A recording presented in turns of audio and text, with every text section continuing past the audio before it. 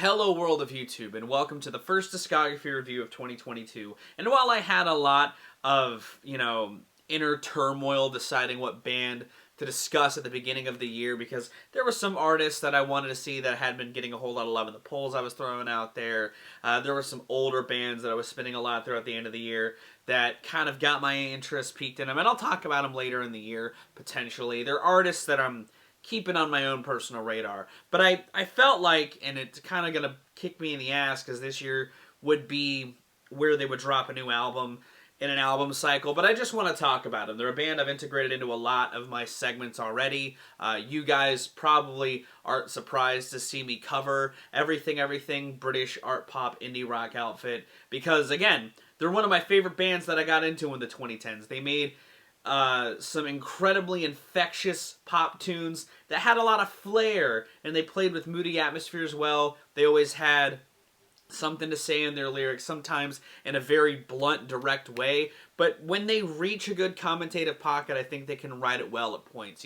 There's some good allegorical stuff in their writing, and I think that they're a very talented band, and I'm excited to talk about them here today. They're a four-piece band. I've seen inconsistencies on whether they were ever a five-piece, but for all intents and purposes, they're currently a four-piece. They had Alex Neven on guitars, and presumably he would have gotten into the construction of their first record and some of the songs on their second, but that's about it. But the band, as it has been throughout pretty much their whole time since they've been dropping studio output, you've got Alex Robert Shaw on guitars and backing vocals. He does a really good job at laying some, great licks in there, having some flair in there as well. You got Jeremy Pritchard on bass, fat bass grooves when they want to get into a groove. He has good chemistry with who he needs to in the band as an instrumentalist,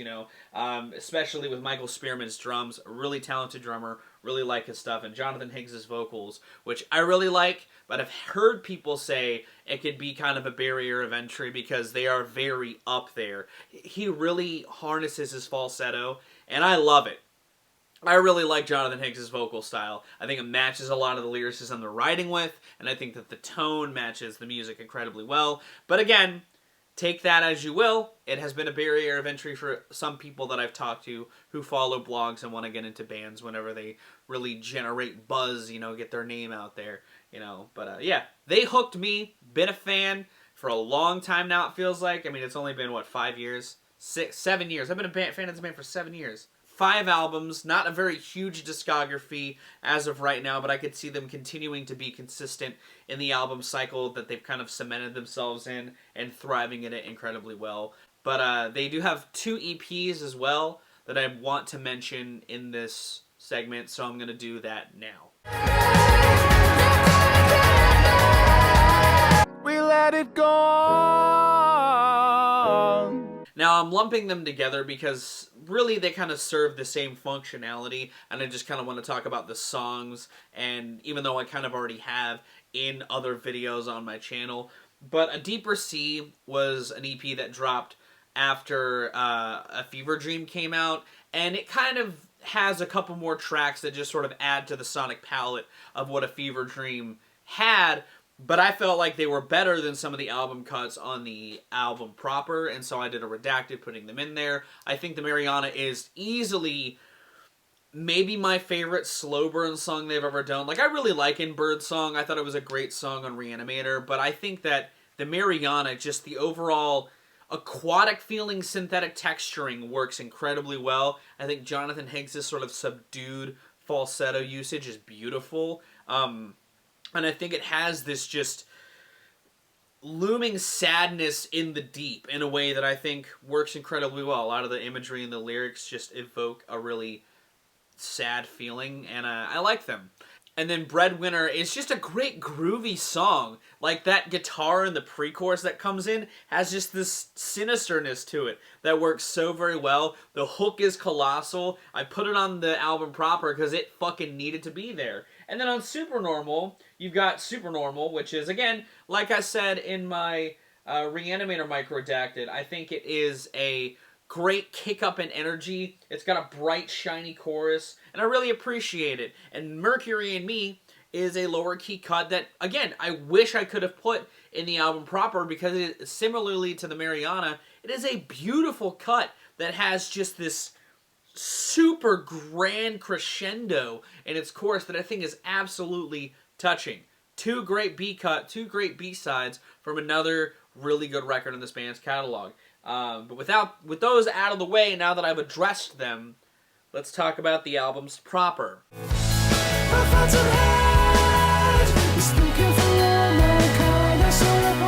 So, Man Alive is ending up here, not because it is a bad album. It's in fact a really solid outing, and I think that it shows a lot of promise with the band, especially in their songwriting. I think some of the songwriting on here is really sharp in a way that I think is nuanced in a good fashion. You know, the opener, My Key's Your Boyfriend, and its like dichotomy it dissects in a societal way, I think is great. I think that QWERTY Fingers talk about technology and its problems with that chiptune inspired beat is a great melding together.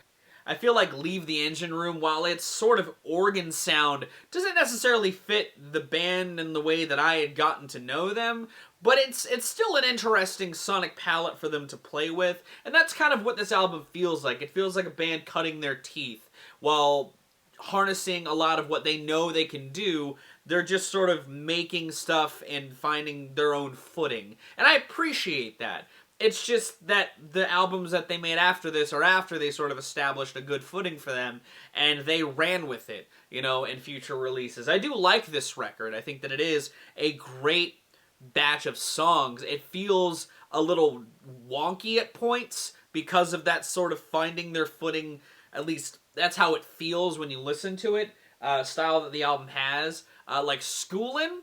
Schoolin's got a really fun groove, and I feel like when the chorus hits, that's where the band has a pocket that they're writing in, but like the verses and stuff, I don't think come together as well as the band was kind of conceptualizing. And actually, speaking of Schoolin', one of the things that I like about this record that crops up on tracks like Schoolin' and My Key's Your Boyfriend is that sort of math rock style influence. Their play with time signature stuff on this record is really, really fun. Or even the style of groove seen on Final Form and Suffragette, Suffragette. They just thrive in the sort of math rock adjacent style and pockets that they would still toy with on future releases, but just has this very on-the-nose homage feeling to it that's charming to me. Again, band cutting their teeth, it's always fun to watch, especially when a band is as talented as Everything Everything. And I feel like if you enjoy the style seen on records like Get to Heaven, or if you've listened to that and an album like Arc and you want to see them in their genesis, throw on Man Alive. It's got some bops. The choruses don't hit because, again, they take that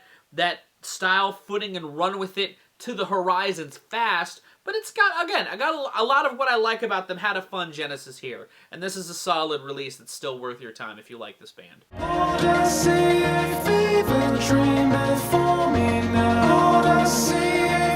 You know, me actually covering this specific album gives me the chance to talk about my show Redacted in a way that I haven't before. I did a Redacted on this album, and it's one of my favorite episodes of the show I've ever done. And full disclosure, when I do a Redacted on an album, if I ever get a hankering to revisit that album in the future, my Redacted is the version that I actually listen to. And A Fever Dream is a perfect example as to why, because I like this album's highs a lot. I'd say more so than the next album I'm putting in the ranking. But this album is a mess, and its B-sides are phenomenal. Like I said in my Redacted, which if you haven't seen, I highly suggest you do so. It is, again, one of my favorite episodes I've done, and it's one of my Redacteds as far as like the album itself I've ever done. But the first stretch of this record, from Night of the Long Knives through Desire, matches the same quality, or at least comes close, with what Get to Heaven throws you in its opening gambit. But then they put Big Game there, and that song is great. It's good commentary writing as far as criticism against Trump, and especially after following the opening Night of the Long Knives, it's a song that I feel like should be here as far as like the band doing meta comparisons, if you really want to go into it like that. But it follows a gambit of two bops. Can't Do and Desire are two of their strongest pop tunes that they've written. I love Desire's chorus. I love that syncopated guitar riff that weaves around the groove in that song. And Big Game tries to do a similar thing with like weird syncopation stuff. It just doesn't sound like it fits where it should on the record. And so outside of that, a lot of the other stuff that I like from my Redacted, Good Shot, Good Shoulders, a good low-key cut. It's got a good groove at its core with a great swell in its chorus that, again, has a good message it wants to try and put out there. I like the writing on that song a lot. I love the eventual crescendo of the title track of the album. I think that it's also really, really good. It's just the back half of the record that I feel like it does kind of fall apart a bit, and that was the biggest focus of my Redacted, honestly. But yeah, it's still a good record. I feel like if you enjoy Reanimator and you kind of pass this one because it wasn't getting that high of praise, give it a listen, or listen to my Redacted, because I think it's a much better version. I like my Redacted more than the next, if not the next, two spots on my ranking, just to put it out there.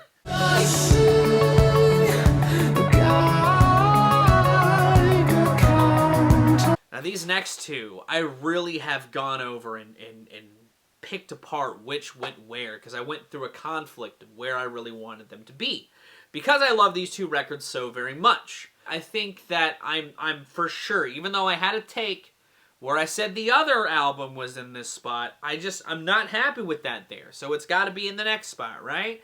Arc is Everything Everything's third best record. It basically does a couple of things. It takes what worked on Man Alive as far as groove style, chorus bombast, and some of that emotionally driven writing, and running into the sunset with it, while also walking so that Get to Heaven could run, because this is a bit of a transitional record in some regards. It really feels like the band more finding their footing in a more consistent manner. The album's a little bit, oh so little, long in the tooth. I do really like this record. I think that it carries itself incredibly well.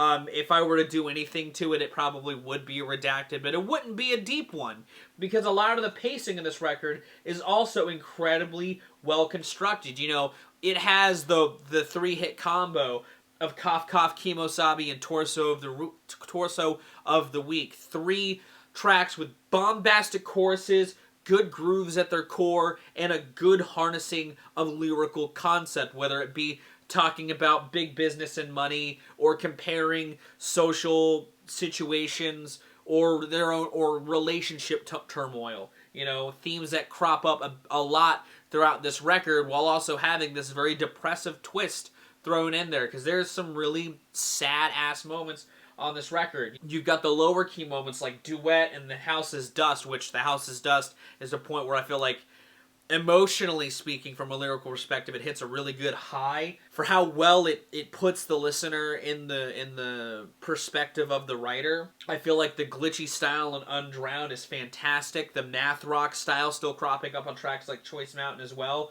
Great touch. And I feel like the length of this record more feels from some of the tracks that I don't like as much, and some of the interlude stuff. I just feel like it sort of bogs down the experience that puts it behind the second place spot, but I feel like this is still an essential piece of the discography. If you listen to Get to Heaven, which is where a handful of people, myself included, got into the band, and you want to hear more of what that record is channeling, listen to Arc. You'll see some of the ideas that Get to Heaven would flourish out even more in a good genesis. You know, this is, I would equate to essential listening for this band. I think that it's very much a still very good record. It's just in the middle, because it's got the worst from the worst while having the best from the best. You know what I mean?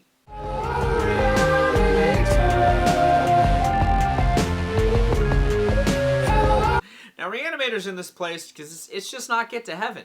But it is still a great record from this band. It is a record that sees them experimenting more in ways that I really appreciate. You know, this is really Everything's first sort of concept record, in the fact that a lot of the writing is inspired by the theory of bicameralism, a theory that stems from a stage in human life where conceptually we had two different brains that communicated with each other, and through this, a lot of the decision making felt more like voices in that stage of human life. You know, the discussion of hearing voices and having that being what fuels your sort of progression through life. As you can tell by that description, I'm clearly not an expert on the subject, so if I am wrong, I do apologize. Basically doing a character study of what that would be like as a person through different